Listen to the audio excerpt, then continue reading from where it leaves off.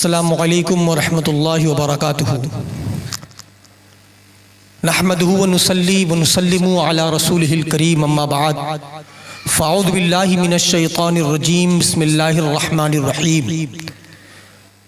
قال اللہ تبارک وتعالی فی القرآن المجید والفرقان الحمید: لن تنالوا البر حتی تنفقوا مما تحبون، آمنت باللہ صدق اللہ العظیم۔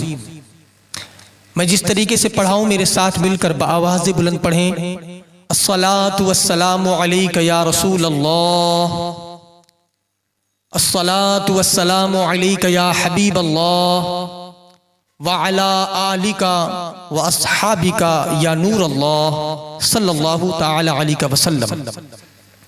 میرے پیارے آقا صلی اللہ علیہ وآلہ وسلم کے پیارے دیوانوں، کیا آپ نے عید الاضحیٰ کی نماز پڑھ لی اور قربانی کر لی؟ مگر ہاں، ایک بات پر خاص توجہ دیں کہ عید الاضحیٰ کی قربانی کے بعد اعمال کا دروازہ بند نہیں ہوتا، بلکہ عید الاضحیٰ کے بعد ہماری قربانی قبول ہوئی یا نہیں ہوئی، اس بات کا بھی ہمیں اندازہ لگانا چاہیے کہ کیا ہمارے اعمال جو ہم نے عید الاضحیٰ کے لیے کیا، سنت ابراہیمی کو ہم نے ادا کیا، تو کیا وہ اعمال ہمارے قبول ہوئے؟ ہمیں اس پر توجہ دینی چاہیے۔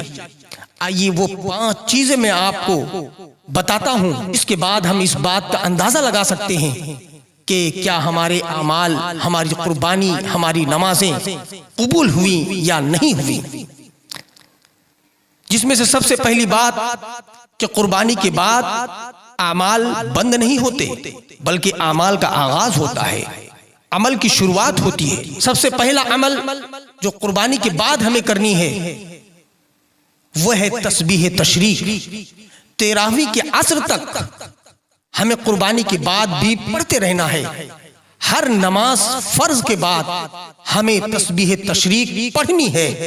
ایک مرتبہ تسبیح تشریق کا پڑھنا واجب ہے اور 3 مرتبہ تسبیح تشریق کا پڑھنا سنت ہے۔ تسبیح تشریق کیا ہے جو ہم ہر فرض نماز کے بعد پڑھتے ہیں؟ اللہ اکبر، اللہ اکبر، لا الہ الا اللہ، واللہ اکبر، اللہ اکبر وللہ الحمد، اللہ اکبر، اللہ اکبر، لا الہ الا اللہ، واللہ اکبر، اللہ اکبر وللہ الحمد، اللہ اکبر، اللہ اکبر، لا الہ الا اللہ، واللہ اکبر، اللہ اکبر وللہ الحمد۔ یہ ہے تسبیح تشریق، جسے ہمیں ہر نماز کے بعد، ہر فرض نماز کے بعد اس عمل کو کرنا ہے انشاءاللہ۔ اور قربانی کے بعد جو دوسرا سب سے اہم عمل ہے وہ ہے گوشت کا تقسیم کرنا۔ خود پیغمبر اسلام حضرت محمد مصطفیٰ صلی اللہ علیہ وسلم نے قربانی کی، اور قربانی کرنے کے بعد گوشت کے 3 حصے کیے۔ سب سے پہلا حصہ آپ نے اپنے گھر والوں کے لیے رکھا، اور دوسرا حصہ آپ نے رشتہ دار اور احباب کو تقسیم کیا، اور تیسرا حصہ تمام غریب اور مسکینوں کا حق بتایا۔ اس بات سے یہ اندازہ لگایا جا سکتا ہے کہ کتنا مرغوب ہے اور کتنا پسندیدہ ہے یہ عمل کہ ہم اپنی قربانی کا 3 حصہ کریں، اور فریج میں رکھنے سے بہتر یہ ہے کہ ہم اس قربانی کا 3 حصہ کر کے اور غریب اور مسکین کو ہم وہ تقسیم کر دیں۔ اس لیے کہ اگر آپ کا فریج قربانی کے گوشت سے بھرا ہوا ہو اور پڑوس کا بچہ اگر بلک کر رو رہا ہو تو وہ آپ کا قربانی کرنا کیا معنی رکھتا ہے؟ اگر آپ کے اندر انسانیت ہی نہیں ہے، اخلاق ہی نہیں ہے، اور آپ کے اندر ایثار کا اگر جذبہ ہی نہیں ہے، تو آپ کی قربانی کا کیا معنی اور مفہوم ہوگا؟ ہمیں چاہیے کہ ہم قربانی کریں تو ہم ان کے حقدار تک ان کا حق پہنچا دیا کریں۔ اگر آپ نے قربانی کا گوشت ان کے حقدار تک پہنچا دیا تو مبارک ہو، آپ کا دوسرا عمل بھی الحمدللہ اللہ کے بارگاہ میں قبول ہو گیا۔ اور تیسرا عمل جو سب سے اہم عمل ہے کہ عید کی نماز کے بعد ہمیں چاہیے کہ ہم اپنے والدین کی قبر پر جائیں اور والدین کے قبر پر جا کر سورہ فاتحہ اور سورہ اخلاص پڑھ کر ان کے حق میں ایصال ثواب کریں کہ پیغمبر اسلام حضرت محمد مصطفیٰ صلی اللہ علیہ وآلہ وسلم نے خود ارشاد فرمایا، جس شخص نے اپنے والدین کو خوش کیا اللہ اس کے اعمال کو قبول فرماتا ہے، اور جس شخص نے اپنے والدین کو ناراض کیا اللہ اس کے کسی بھی عمل کو قبول نہیں فرمائے گا۔ ہمیں چاہیے کہ ہم عید کی نماز پڑھنے کے بعد جا کر اپنے والدین کے قبروں پر فاتحہ پڑھیں اور ساتھ ہی ساتھ سورہ اخلاص کی بھی تلاوت کریں، ان کے حق میں ایصال ثواب کریں، اور جن کے والدین باحیات ہوں مسرت کے ساتھ جائیں اور انہیں عید کی مبارکبادی دیں اور انہیں خوش کریں کہ اس کے ذریعے اللہ تبارک و تعالیٰ تمہارے نیک اعمال اور قربانی کو قبول فرما لے گا۔ چوتھی جو سب سے اہم بات یہ ہے کہ رشتہ داروں کے ساتھ رشتے کو قائم رکھنا، عید کے بعد بھی اس عمل کو جاری رکھنا بے حد ضروری ہے۔ رشتہ توڑنے والے اللہ کو ہرگز پسند نہیں ہے، رشتہ جوڑنے والے اللہ کو بہت پسند ہیں۔ یاد رکھیں عید کے بعد ان رشتہ داروں سے صلح رکھیں جن سے آپ نے ناتا توڑ رکھا تھا، لے جائیں قربانی کا گوشت اور ان سے معافی تلافی کریں اور ان کو گوشت دیں۔ کیا فائدہ ایسے عمل کا کہ آپ کے احباب ہی آپ سے ناراض ہوں، آپ سے ناخوش ہوں۔ ہمیں چاہیے کہ ہم اپنے احباب کو خوش رکھیں، اپنے احباب سے ملا کریں، محبت کے دو بول کافی ہیں۔ ہمیں چاہیے کہ ہم انہیں ناراض نہ کریں کہ مخلوق خدا کی اور خاص کر احباب کی، رشتہ داروں کی، پڑوسیوں کی ہمیں ان کے حق کو بھی پامال نہیں کرنی ہے، ہمیں ان کے ساتھ صلہ رحمی اور رشتہ جوڑ کر رکھنی ہے انشاءاللہ۔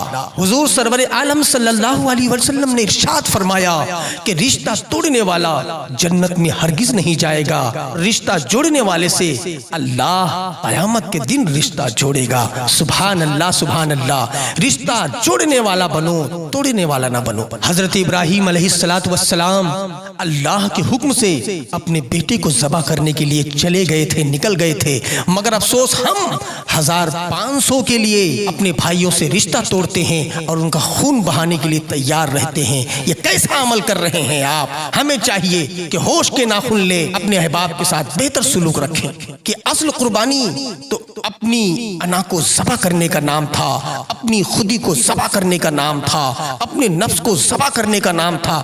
ہمیں چاہیے کہ ہم اگر قربانی کرتے ہیں تو ہمیں اپنی انا کا بھی قربانی کرنی چاہیے، ہم اپنے خودی کا بھی قربانی کریں، اپنے نفس کی بھی قربانی کریں، تاکہ ایک اچھا بہتر انسان، ایک بہترین مسلمان بن کر اپنی زندگی گزار سکے۔ پانچواں جو سب سے اہم عمل ہے وہ یہ ہے کہ ابھی بھی توبہ کا دروازہ کھلا ہے۔ اللہ تبارک و تعالی توبہ کرنے والے کو بے حد پسند فرماتا ہے۔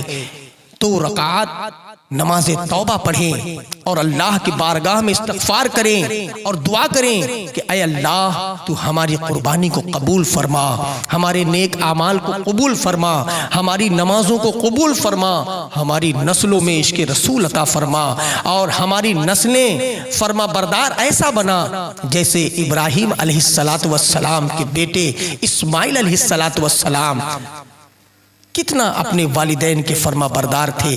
اس طریقے سے دعائیں کریں، اللہ توبہ کو قبول فرمانے والا ہے۔ پیارے بھائیوں، میرے عزیزوں، میرے دوستوں، اللہ تبارک و تعالیٰ کی بارگاہ میں خون اور گوشت نہیں پہنچتا، بلکہ اللہ کے نزدیک، اللہ کے پاس تمہارا تقوی پہنچتا ہے، تمہاری نیت پہنچتی ہے، تمہارا اخلاص پہنچتا ہے۔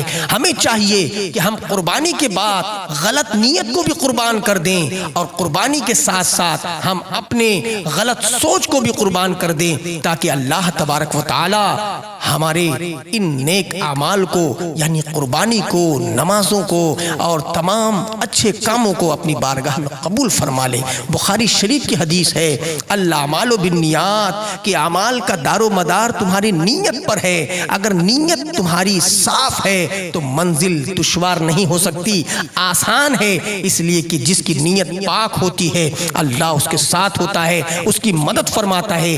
ہمیں چاہیے کہ ہم قربانی کے بعد بھی اعمال کا سلسلہ بند نہ رکھیں بلکہ جاری و ساری رکھیں، نیک اعمال کرتے رہیں اور اللہ کی بارگاہ میں اخلاص کے ساتھ رجوع ہو جائیں اور نمازوں کی پابندی کریں اور ساتھ ہی ساتھ قرآن اور دیگر علوم نبویہ صلی اللہ علیہ وآلہ وسلم سیکھیں اور اس پر عمل کریں تاکہ مرنے کے بعد ہم اپنا چہرہ پیارے آقا حضرت محمد مصطفیٰ صلی اللہ علیہ وآلہ وسلم کو دکھانے کے قابل ہوں۔ اے اللہ ہم سب کی قربانیوں کو قبول فرما، ہمارے ہر اعمال کو قبول فرما، ہماری تسبیح و تہلیل کو قبول فرما، اور پروردگار عالم ہم تمام کو حضرت ابراہیم علیہ السلام کی سنت پر عمل کر کے اور اپنی انا کی اور اپنی خودی کی قربانی کی بھی توفیق عطا فرما۔ اے اللہ اگر میرے بولنے میں سننے میں کسی بھی طرح کی کوئی غلطی ہو تو اسے اپنے حبیب کے صدقے میں معاف فرما، اور ہمارے سامعین کے لیے ہماری اس گفتگو کو سن کر اس پر عمل کی توفیق عطا فرما۔ السلام علیکم ورحمۃ اللہ وبرکاتہ۔